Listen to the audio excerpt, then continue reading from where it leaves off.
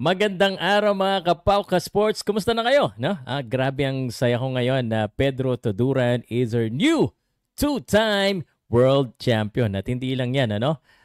Siya rin naman ang pangalawang current world champion natin ngayon kasabay ni Melvin Jerusalem. Ang saya ko talaga. Feeling ko ako yung nanalo no? At masaya talaga pag nananalo at nagkakaisa, nagsosuportahan ng bawat Pilipino. Walang haters ngayon. Lahat happy, di ba? Pero ang tanong, no?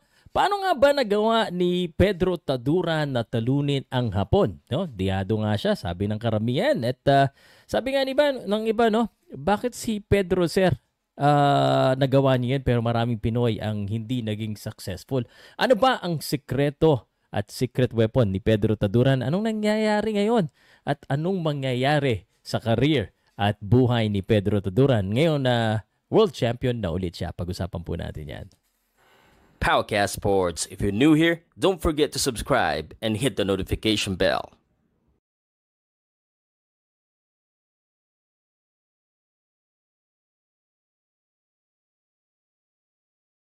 So unang-una sa lahat, again, big congrats kay Pedro Taduran at saka sa kanyang team. Grabe, sobrang saya. Pero actually ako, pinaiyak niya ako. Pinaiyak niya rin yung Hapon. Pero ako, pinaiyak niya ako sa sobrang saya. At, binigyan niya ng pag-asa ang mga fans na kaya pala talunin ng mga Pilipino ang Hapon. Kaya naman talaga. Hindi lang naman sila ang magaling sa mundo ng boxing. Basta, Pedro, stay humble and stay professional lang. No? Sabi ko nga, let your hands do the talking. Speaking of hands, no? Maraming nagtatanong din, bakit si Pedro ang lakas? Bakit si Pedro ang tibay? Sabi nga nila, no, minsan sinasabi ko kasi unahan lang yan at minsan pagalingan ng strategy, and that's really the answer to your question. Boy Pedro Taduran, ang ganda ng strategy and focus talaga si Pedro Taduran. Na-interview ko to, grabe talaga yung focus niya, no? At speaking of on point and focus, yung strategy nila, nilunod nila yung mas maliit na si Jinjiro at hindi na pinakawalan. Talagang niratrat ni Pedro Taduran, his combinations, ang ganda ng combination niya. It was on point, straight na straight talaga sa mukha ni Jinjiro.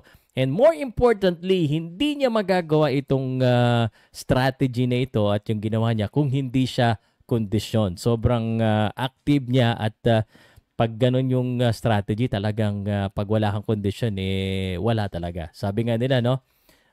There's no I in team pero may I sa kondisyon. Kasi kailangan mo yan. I need condition. Kaya nga, no, big credit sa Team Pedro Taduran. Pakita ko lang yung picture ng Team Pedro Taduran. No? When you have a good team, you can expect good results. So, yan.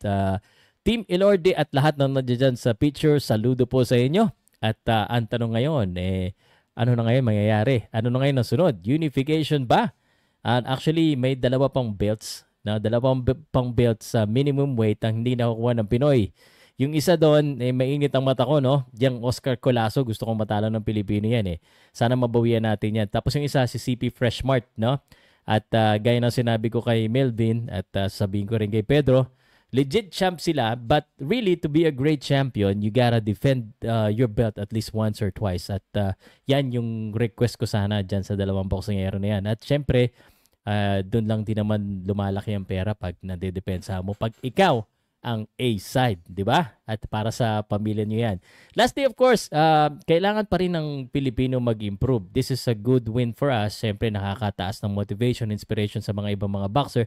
At, may I just say this again? Magaling po ang Pilipino kahit na dihado tayo sa maraming bagay, At, yung mga magko-comment dyan, kung wala kang magandang sasabihin, please, hindi para sa ito yung video na ito. Kung gusto mong mag-unsubscribe, pwede rin. Kung gusto mong, hindi ko alam, tinapos mo na, malamang good vibes ang gusto mong sabihin, ha?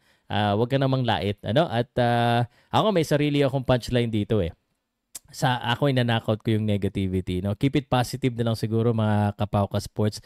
And today, let's celebrate Pedro Taduran's victory together. So, salamat po sa inyong lahat at see you sa ating next video. And of course, don't forget to like, share, and subscribe. Ipaalam natin sa lahat na meron na tayong dalawang world champion. Pedro Taduran, Melvin Jerusalem, congratulations sa inyong dalawa. Pauka Sports signing out. Salamat po!